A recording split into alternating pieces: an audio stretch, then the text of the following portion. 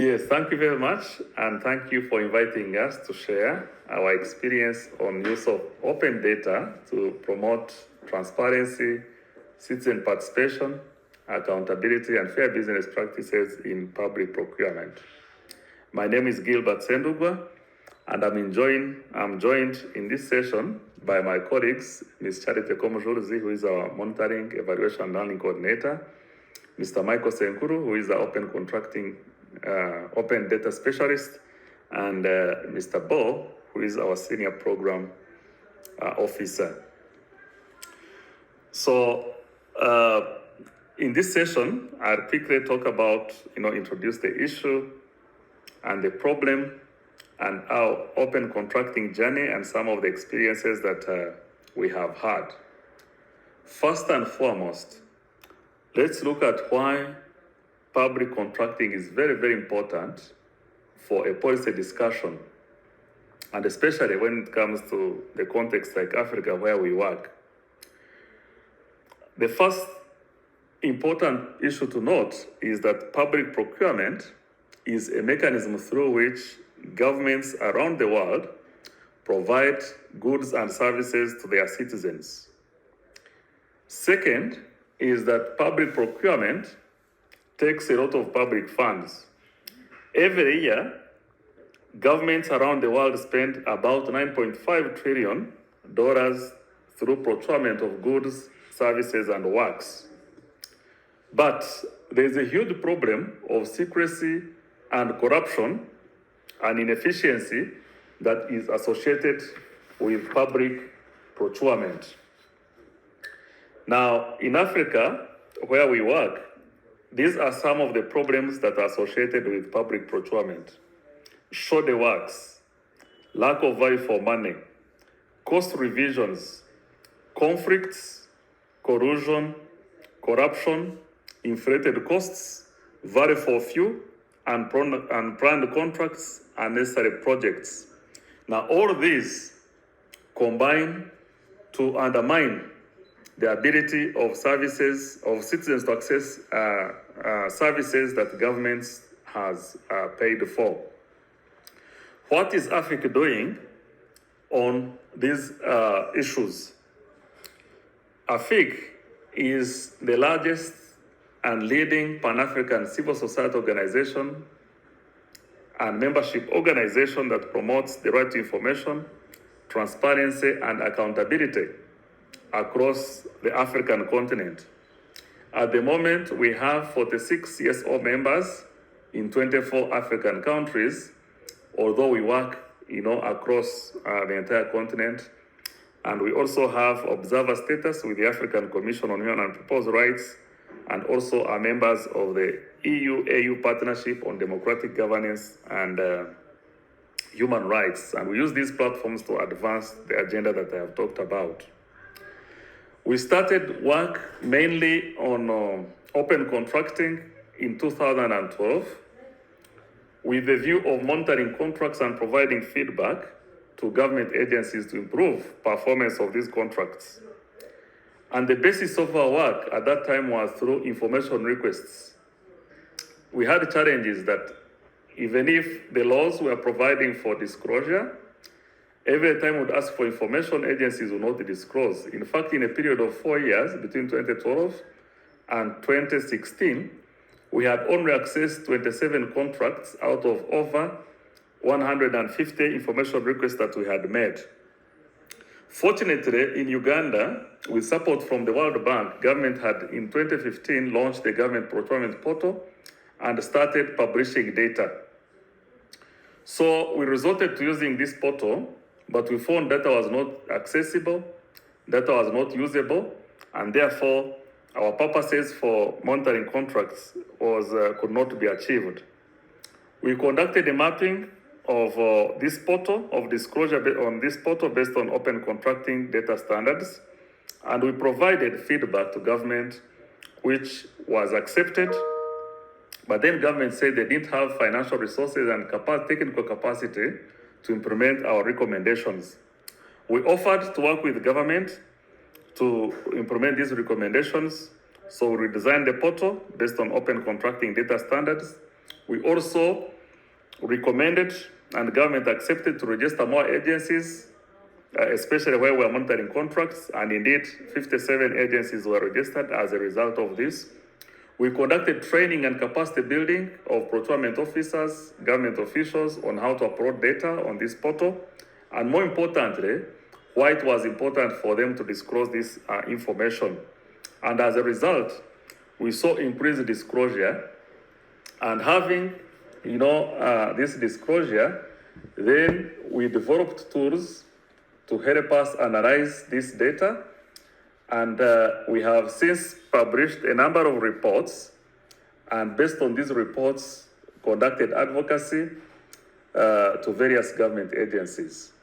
Our work has now since spread to other countries, including Nigeria, Ghana, Malawi, and Kenya, with support from the Hewlett Foundation. Let me now invite my colleague Michael to talk about our data use and tools, and thereafter my colleague Charity will come in with the advocacy on the basis of the findings and recommendations that we make from use of this data. Thank you for your kind attention. My name is Michael Chiankuru, an open data specialist working here at the African Freedom of Information Center.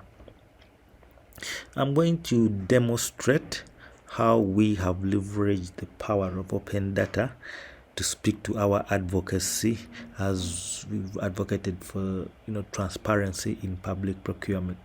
But before I jump into the demonstration, I just thought I should talk about a couple of other tools that we've also used in this advocacy and open contracting journey.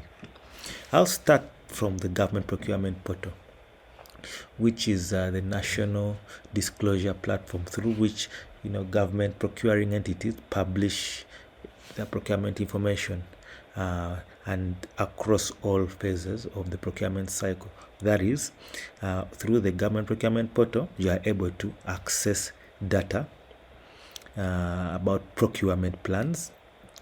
You're able to access tendering information. You're able to access contract award information, and you're able to access contract implementation information. One of the successes we got as AFIC was advocating for the adoption and consequently the publication of this procurement information in open format and a standard format called the Open Contracting Data Standard.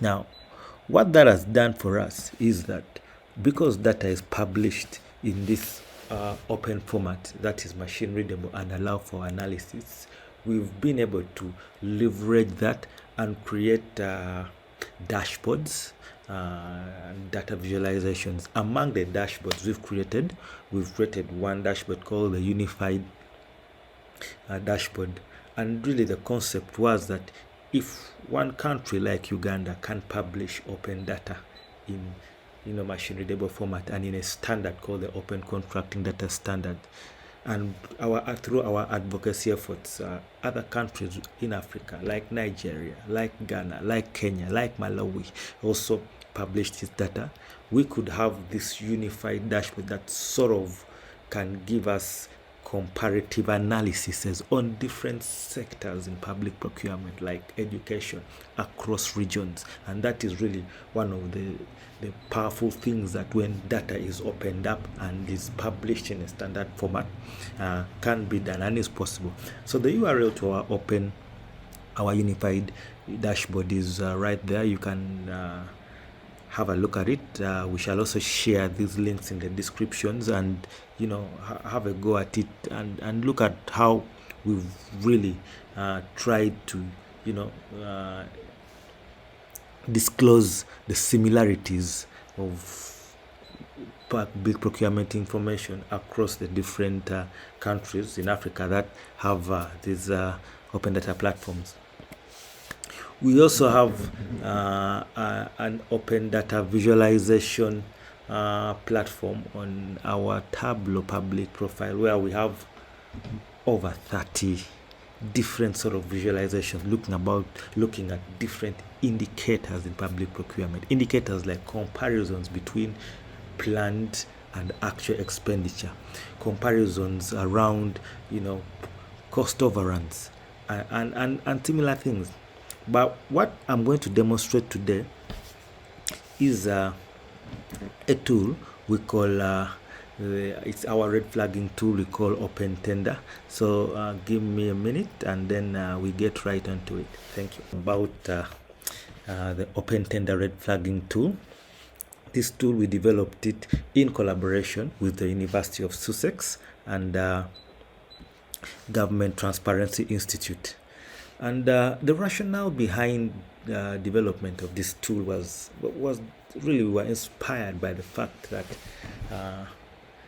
corruption is endemic in public procurement, and it happens across all phases of the procurement cycle. It can happen at planning, it can happen at tendering, it can happen at contract award, it can actually also happen at contract implementation.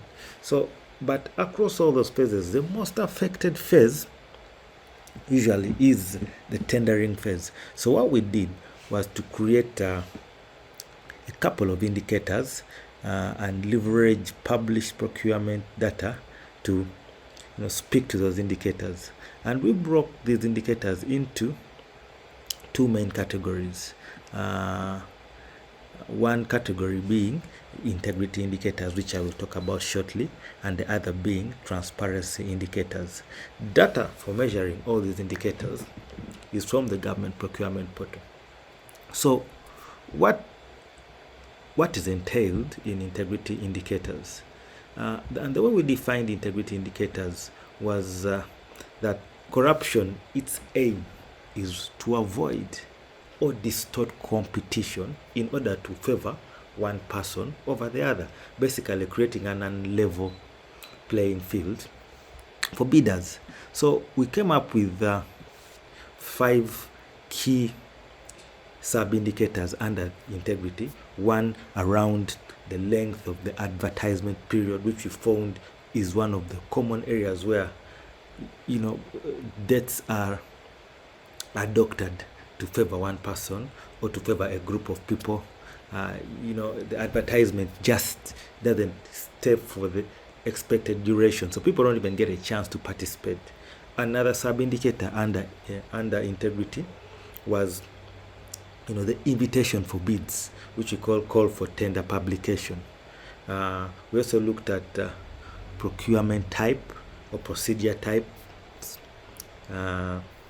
We looked at length of duration of decisions after the bid submission deadline has been closed and the decision-making process has started, how long that period takes. We looked at that, and also we looked at winners' contract shares. Here we're looking at values between the discrepancies between the bidding value, the contract awarded value, and we do a comparison.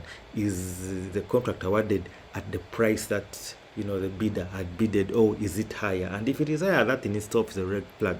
So how do we calculate these red flags?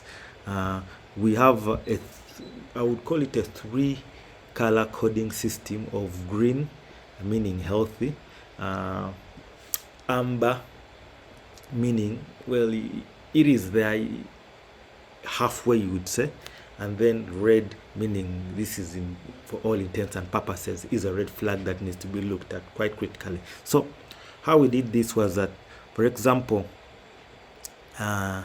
length of advertisement period. If let's say the advertisement period is not as long as is required by public procurement law, or we call it the statutory period. Well, if it is greater than 31 days, that in itself is a red flag. If it is between 14 to 30 days, that is the statutory period. Then we give it a 50%, which you would say amber. If it is less than 13 days, what we're looking at here is open tenders.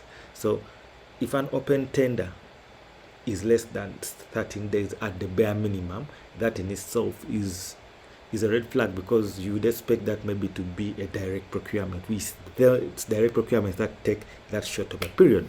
Then the same concept, grading concept, pretty much applies to call for publication of tenders. Is it published? If it is published and it's on the government procurement portal, we score it as green, 100%. If it is not there, then it's a 0. The same thing would go to procurement method or type. Is it an open tender? Remember, the whole concept behind this was to look at open tenders that are public, that enables the public to compete for. So the public can actually freely and should be able to freely compete for. So then we look at length of duration, the number of days between the submission deadline and the announcing of the winner, who technically is called the best evaluated winner, the best evaluated bidder. This usually should last between 2 to 14 days. So if the date or the time period is either before or after the 14 days, that in itself becomes a red flag. Now, it's important to know that this tool, it is not an audit tool, and it's not a right or wrong tool. It just red flags using the AMBER system, so that you know the health, so to speak, of the published tenders. Yeah, and that is it for transparency, either for integrity indicators. So then we have transparency indicators, and how we define these indicators really is more about pieces of information that at the bare minimum should be availed to bidders, to inform the bidding process, to enable them put together bids that are competitive. Because one of the things is that bidders have often been disqualified on a technicality. They don't have all this information. So we look at key information that we believe at the bare minimum should be availed to the bidders to enable them, compete favorably. Information like, who is bidding. That is when you announce the bidder, who has won, the year this information is available, the contract title, the bidder's name, the bidder's ID. How are we uniquely differentiating ABC and Sons in one district from ABC and Sons in another district? Is it even there a mechanism? Then contract values, they should be there to enable us to look at interesting things like cost and price overruns, to do comparisons between the best evaluated bidder price and the going market price. Is government losing money by awarding contracts above the contract market price? Then we wouldn't be experiencing or getting value for money. Then we looked at debts. Debts are key. We also looked at buyer locations, to help us ascertain if the same buyers in the same location seem to be winning. Is it because they are the best positioned buyers to be winning, or is it because they've invested in relationships that give them a fair and advantage? So are there cartels of bidders in one location over there? So those are all the possibilities and the sort of questions you could ask if you use the red flagging tool to red flag tenders that need further scrutiny. So just like how we did the integrity tools, the way we calculated the transparency tools it's basically really a green and a red. There is no in between. The buyer's name has to be there. If it is there, we give it 100 points, which we consequently translate to green. If it is not there, we give it 0, which is missing, and consequently translate to red. So that is the quick preamble or the context of this red flagging tool. So I will go straight into a demonstration of how we can use this to look at some procurements that have been red flagged with the integrity indicators. And as pointed out earlier on, integrity indicators have 5 sub indicators which we are looking and measuring red flags for.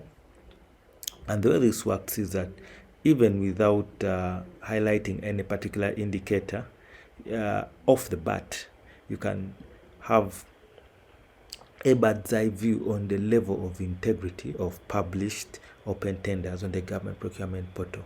So when all the grading and the rating is factored at once for procurements between 2015 to 2020, you find that the integrity score is 88.16%. Now you find that when you factor all procurements at once and look at them in bulk, the data shows that the integrity is pretty healthy.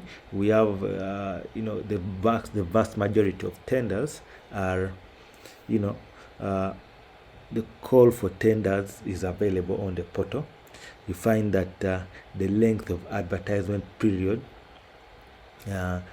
most of them anyway, is within the statutory period, but it's not as strong as how long it takes to make decisions, because I think that is one of the strongest and elements with the published data. Most entities have really complied and published best evaluated bidders within the expected period.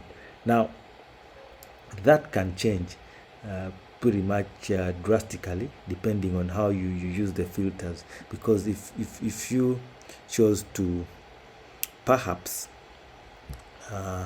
say you're going to look at contract values and you're going to concentrate on much smaller contracts of up to about 0 to 27 million, you immediately notice that the integrity score reduces, and not just reducing, but it will highlight to you that we are not doing so well on procurement type.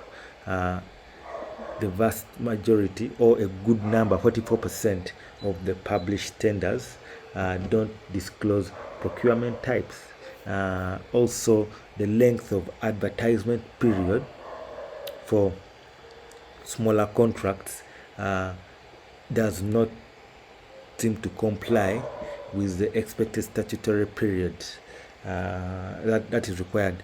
Now, what makes this tool quite useful is that, let me just clear this filter, is that you not only look at things in bulk.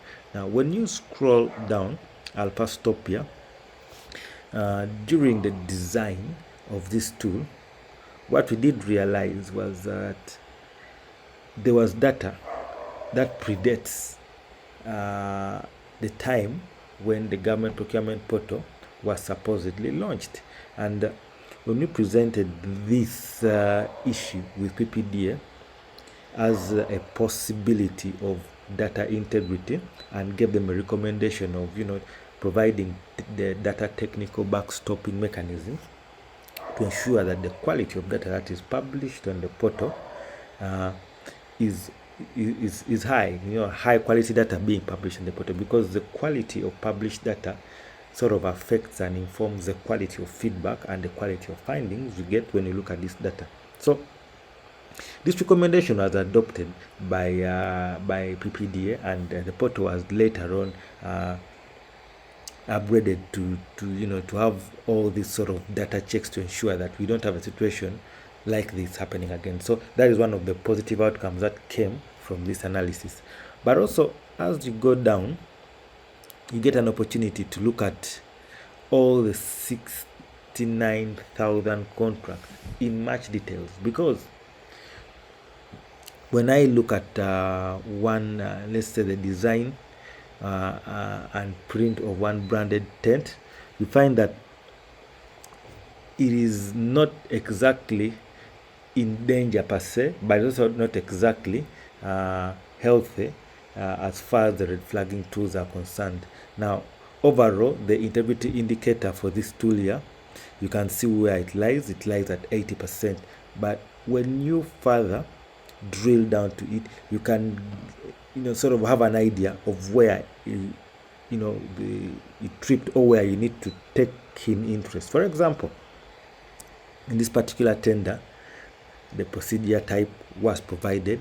We marked it as healthy. You can see down here, you can find that the call for tenders was within the procurement plan time, and it lasted for the expected period, and after it closed, the decision also took time in the right statutory time, and within 14 days the best awaited bidder was won.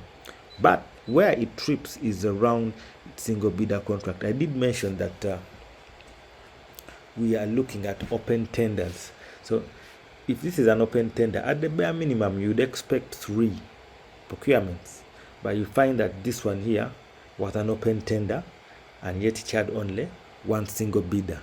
So that's something to look at. And this does not necessarily, like I said earlier, that this tool is not a punitive an audit tool. It just sort of focuses on procurements that you need to look at and ask further questions. For example, in this case, it may have a single provider, and which may not necessarily be a bad thing, because they could have actually re-advertised and still got one. And if they did that due process, then there's nothing wrong with it. But if they did not re-advertise, and then one person was given this contract and yet it wasn't a direct procurement, it begs the question, how is that possible, and what happened? Maybe provision of clarity. Whereas there are some procurements that actually get a clean bill of health, whereby you find everything was in check, the length, there were 3 providers, the call for tender publication came in time, the procurement type was also provided, and in the same ideology of what open contracting is, you can look at this at individual, at a case-by-case basis, or you can actually download this data, and like we pointed out, in JSON, that's machine readable, or in CSV, which is really technical language for if I was to say, I would say Excel. So a more visual and friendly format that you can actually academia, a journalist can download this and take this discussion to another higher level. You could find interesting findings beyond even what the red plugging tool could do. And that is pretty much it for integrity indicators. I will now delve into transparency indicators, and if you recall, I did say transparency indicators are really basic information that needs to be provided to enable bidders compete favorably and put together competitive bids. So just like the integrity indicators, there are subcategories that fall within this particular indicator, and historically transparency has been a challenge with the government. Nonetheless, overall, the transparency of all the 69,000 tenders published on the portal is at around 75%. But off the bat, what you will notice is where we are struggling with disclosure is award dates. We find that of all the 69,000 contracts, only 23% of them have contract award dates, and we're looking at contract start and contract end date. And once this data is available, we can do all sorts of analyses on time overruns, time discrepancies, but without these dates we can't do such things, and that is one of the things that the tool highlights. Again, I will use this opportunity to point out a few things that came out. For example, here, if I'm just to scroll down to the tenders themselves, again, unlike the integrity, you can find that the bulk of published tenders, as far as transparency is concerned, fall slightly shorter than the health, the overall green that you'd expect. And when you, again, if I'm to use the very procurement we used to check its integrity, you find that much as buyer information is available, much as the buyer's name is available, contract title is available, procedure type, where the fall short is award dates, and this is highlighted in the overall of all procurements. Where they also fall short is product service codes. This is not available. So again, what this tool does is that it will look at each individual tender and show you things about it that you need to draw focus on, or overall, and you can, again, like we are done with the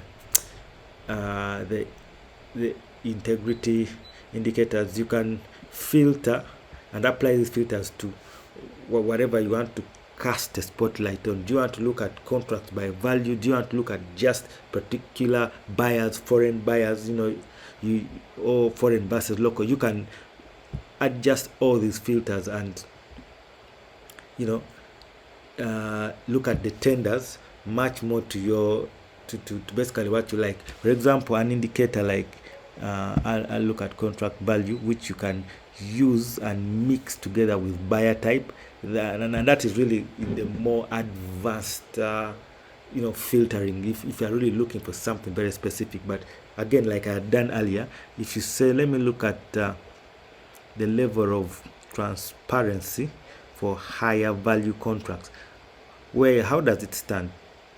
Mind that this is at 71%, and you find that again higher value contract, it's even worse, that no award dates are awarded for all contracts between 20 million to 45 million and above. So, and this will also point out which particular contracts to look at and the likes. So that is how the red flagging tool works. You can use it out of the box on the web, or you can download the data in bulk and do your own personal analysis and draw your own conclusions. So that is a quick overview of the red flagging tool, and it's not cast in stone, it's not complete, and we are working on adding more indicators as we go on. Thank you, ladies and gentlemen, for listening in, and at this point I will invite my colleague Charity to talk about our advocacy efforts, and then we shall listen into any questions, if at all there. And over time, we have also learned lessons which are very important to us. We learned that when citizens have access to information and are engaged, they will definitely participate and also own the different projects within their communities. Secondly, we also learn that when provided with compelling evidence, government is willing to take corrective measures. This is in a case when we first did the mapping, had our first monitoring a report, engaged government, gave them the feedback, and they actually they were very happy that we were able to provide them with feedback, and thus actually were willing and took it up to have corrective measures in place. And also constructive engagement compared to confrontational will yield more results and stronger partnerships between government and civil society. One of the first challenges that we faced is that our government was very skeptical. They didn't trust us. And so it took us time to actually make a breakthrough until we were able to constructively engage them and give them feedback and work through the solutions together. Then it ended up yielding us actually trust from them, and they were able to open up, and relationship over time has become stronger, and they trust us more. They even have They do consultations even in so many areas, especially in the area of open contracting. We also see that when civil society organizations co-create and find solutions together with government, it actually strengthens their trust and also makes a bigger difference. Most times, government has the willingness to implement the recommendations, but they might not have the funds, for example.